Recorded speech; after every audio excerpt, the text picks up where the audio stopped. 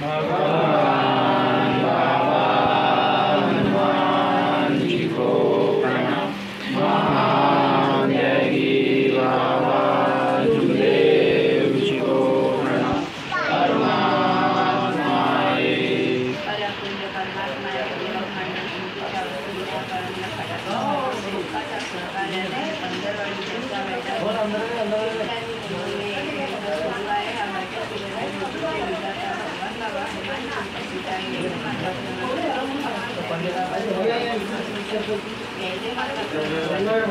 पंधरवाडी चर्चा बैठक आजच्या बैठकीच्या कार्यकर्ते सेवकसेविका बाळगोपाळ हे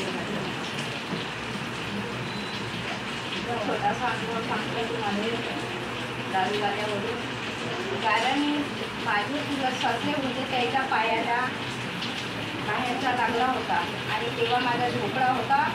ते माझ्या घरी आले, चावकेजीसोबत त्याच्या चांगला होता असताना त्याच्या आमच्या घरी येताबरोबर अनेक होते ते, पण त्याचा पाय असा हाले की खूप हालत होता।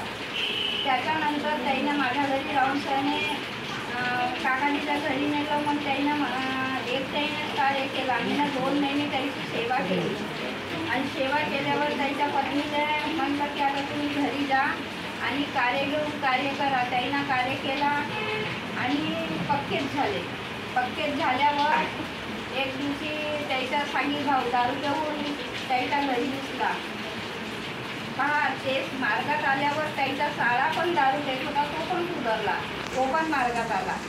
आणि मग त्यानं काय दत्ता केला, लालच साळभाऊ आला का होते आता रिश्तेदार आहे, राहू दे ना, मटण बिटन चालू दे, पिऊ दे, हे पैसेही पेवाले लागत। असे परमात्मावाले सेवक आहे, त्यांना पैसे द्यायला पेवाले।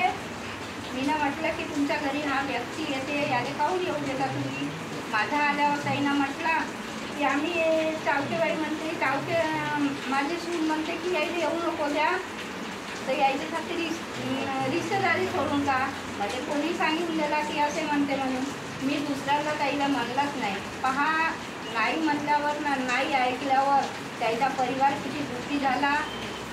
त्याच्यामध्ये त्याला पुन्हा जी बिमारी होती ते बिमारी उत्पन्न झाली, तो पण मेला। त्याचे 3 पोरं होते, कोणत्या दिवसाला 3 पोरं झाले आणि आज तो चटणीले खायले मोहताज आहेत त्याची मुलं।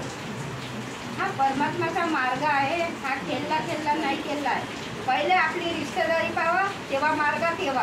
अगर रिश्तेदारीला तुम्हाला पकडावायचं आहे तर मार्गात नको या। बाबा बोलवते आपल्याला, कार्यकर्ता बोलवते, कोणीच नाही बोलवत। आपण आपल्या दुःखामुळे या मार्गात येतो आणि दुःखी जीवन आपला सुखी बनते।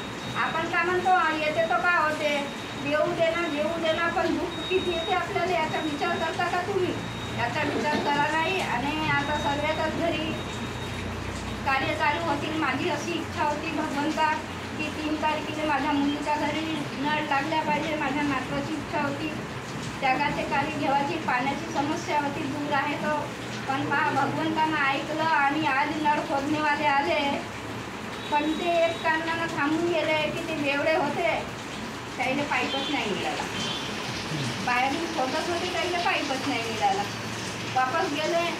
म्हणून हे काही आपल्या परमात्म्यामध्ये दारूवाल्याची बाबानं बहुत गुस्सा केला आहे आणि बाबानं म्हटलं आहे की रिश्तेदारी को देख नाही तो भी परमात्मा का मार्ग दे, रिश्तेदारी देखणे तो परमात्मा का मार्ग दे, असा हा आपला मार्ग आहे। पण आपल्याला एक रिश्तेदारी पाहावं लागेल, नाही तो मार्ग पाहावा लागेल आणि आपला दुःखी जीवन सुखी बनवा लागेल। म्हणून आपण कधी त्या लालचीत येतो आणि रिश्तेदार होय म्हणून सर्व ना आपण जीवन दुःखी होते। एवढंच बोलून मी आपले 2 शब्द समाप्त करतो। मर्यादी भगवत नाम पण, सर्वांना माझा नमस्कार।